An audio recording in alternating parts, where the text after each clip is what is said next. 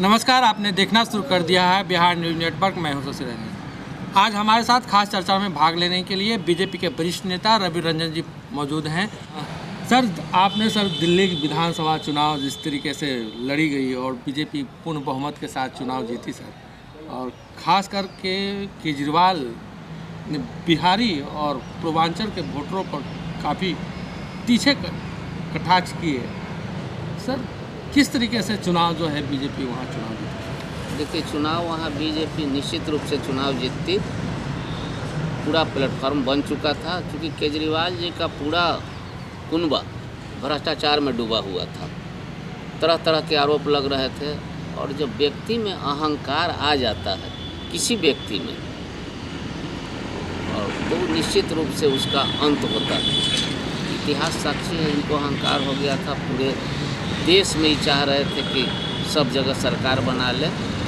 और दूसरी कारण एक और हुई, महागठबंधन जो था वो बिखर गया।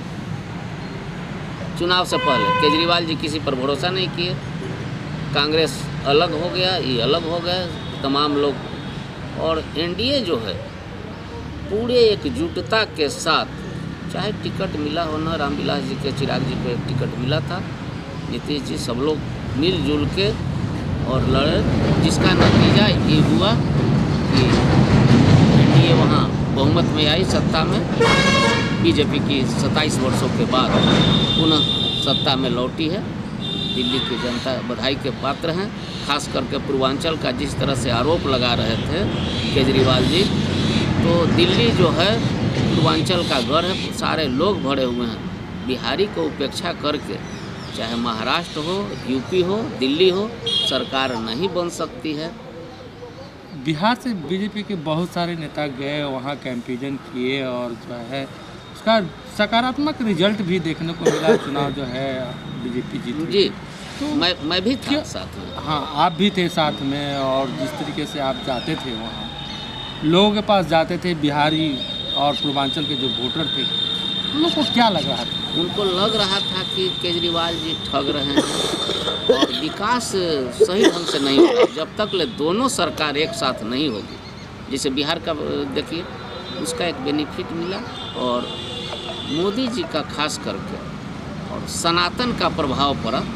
जो कुंभ लगा हुआ था, इसका भी प्रभाव पड़ा। केजरीवाल जी ने सनातन का विरोध किया, राहुल गांधी ने सनातन का विरोध किया, खड़गे जी ने कहा कि डुबकी लगाने से कोई तर जाएगा। तो ये सब चीज़, बात सनातन का विरोध, सारे सनातन का विरोध ही केजरीवाल और कांग्रेस को महंगा पड़ा।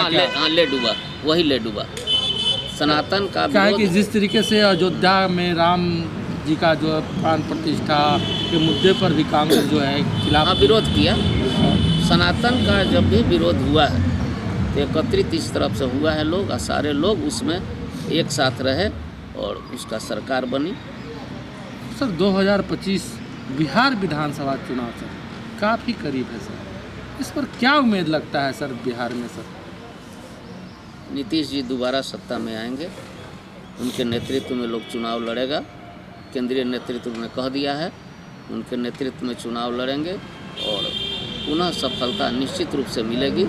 ये लोग छितरा जाएंगे। पहले टिकटें बंटवारा में इन लोगों के साथ दिक्कत होगी, और एनडीए एकजुट होकर एक साथ है, और निश्चित रूप से बिहार में भी सफलता मिलेगी।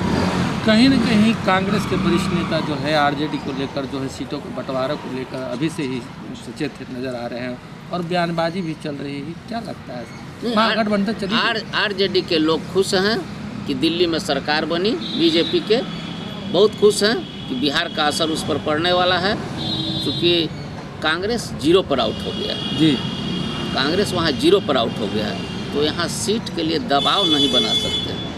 आरजेडी इसीलिए खुश है कि दबाव नहीं बनेगा, और जितना देंगे। ये खींचातान जो है अभी सीटों का लेकर जो है, और एक तरीके से देखा जाए रिजल्ट आने के बाद जो है, कहीं न कहीं महागठबंधन घटक दल के जो कई दल है वो अभी से कह रहे हैं कि नहीं, बिहार का चुनाव जो है इस पर मंथन किया जाना चाहिए। नहीं, बात भी ये लोग कर रहे हैं, लेकिन एकत्रित नहीं होगा लोग, चूँकि सबका अलग अलग व्यू है। पंजाब का अलग व्यू है, बंगाल का अलग व्यू है कांग्रेस से, तो यहाँ तो आरजेडी चाहेगी कि सबसे ज़्यादा सीट हम लें, कांग्रेस को नहीं दें। और इन्हीं बातों को लेकर कांग्रेस में भी खींचातान चल रहा है आरजेडी के साथ। हाँ, चल रहा है। लगातार तीसरी बार दिल्ली में माने एक भी सीट नहीं लिए।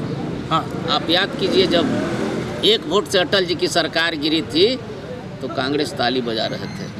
अटल जी ने कहा था कि एक दिन समय आएगा कि पूरा देश कांग्रेस पर ताली बजाएगा, और मुख्य दर्शक होकर देख रहे हैं, कहीं ना कहीं उनकी बात आज सफल हो रही है। और पूरे क्षेत्र में सब जगह बीजेपी की सरकार बनी है। उड़ीसा जैसे जगह, मणिपुर जैसे जगह, 8 राज्यों में चुनाव हुए मोदी जी के बनने के बाद, और उसमें से 5 बीजेपी पर जो है उस पर कब्जा अपना कब्जा जमा लिया, और उसका कोलैबोरेशन के लोग भी उसमें साथ हैं। और बिहार में भी एनडीए अभी एकजुट है एकदम। एनडीए कहीं जिस तरीके से नीतीश कुमार जो है आज प्रगति यात्रा पर निकले हैं, क्या जनता उनके कामों से संतुष्ट है? नीतीश जी तो काम किए, इसमें कहीं दो राय नहीं है। आप पूरे बिहार को देख लीजिए, कहीं से भी आप 5 घंटा में पटना आ सकते हैं। मेट्रो का काम, तमाम तरह के नशाबंदी के खिलाफ बहुत तरह के कार्यक्रम उनका है, महिलाओं के उत्थान का, तो उसका असर तो अब बराबर नीतीश जी कह रहे हैं 2 बार हम गलती से चले गए थे आरजेडी में, अब नहीं जाएंगे। अब इधर बार कह रहे हैं हाँ, नहीं जाएंगे। क्या लगता है? अंतिम है, नहीं जाएंगे अब नीतीश जी। यानी पूरी मजबूती के साथ इस बार चुनाव 2025 का लड़ने जा रहे हैं आप? एकदम पूरा मजबूती के साथ एनडीए चुनाव लड़ेगी और बहुमत आएगी। लगता है कि पूरी बहुमत की सरकार जो है एनडीए की सरकार बिहार में बनेगी? निश्चित रूप से बनेगी। आखिर मुद्दे क्या होंगे चुनाव में सर? विकास मुद्दा है, विकास का मुद्दा है। विकास का ही मुद्दा लेकर ही चले हैं नीतीश जी। उसी पर सब लोग, विपक्ष भी अपना महसूस कर रहा है कि इनका काम जो है, अब विपक्ष अभी शिथिल पड़ा हुआ है। कहीं कोई उसका ढंग का कोई विरोध का कोई कार्यक्रम नहीं, और कुछ मौका नहीं मिल रहा है। बिहार न्यूज़ से बात करने के लिए बहुत बहुत धन्यवाद। तो अभी आप सुन रहे थे बीजेपी के वरिष्ठ नेता रवि रंजन जी, एक सामाजिक कार्यकर्ता के साथ बीजेपी के वरिष्ठ नेता हैं, और ख़ास करके जिस तरीके से दिल्ली का विधानसभा चुनाव हुआ और उसमें बीजेपी को पूर्ण बहुमत मिली, बिहार के कई वरिष्ठ बीजेपी के नेता दिल्ली विधानसभा चुनाव में कैंपेनिंग कर रहे थे। ऐसे में रवि रंजन जी ने भी बिहार और पूर्वांचल के वोटरों को साधने की भरपूर कोशिश की थी, और वो कहीं न कहीं आज सफल हुए।